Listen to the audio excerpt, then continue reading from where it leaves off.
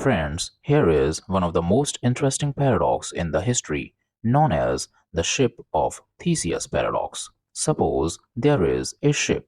Each part of the ship is replaced gradually with a new part.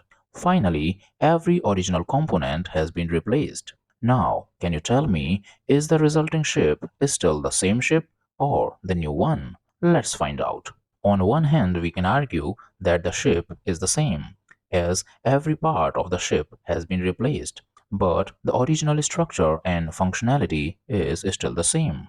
On the other hand, we may argue that this ship is completely different, as eventually there is nothing left in the ship that we can say of its own, because none of the original components remain. If we believe that the ship is still the same, even after all of its parts have been replaced, it shows that identity can be retained through continuity and function. However, if we claim that the ship has changed and now it's a new ship, it implies that the ship's identity is dependent on the persistence of certain material components.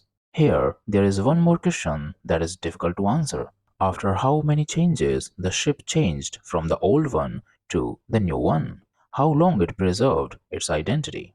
What you think, friends? Tell me in the comments. Thanks for watching.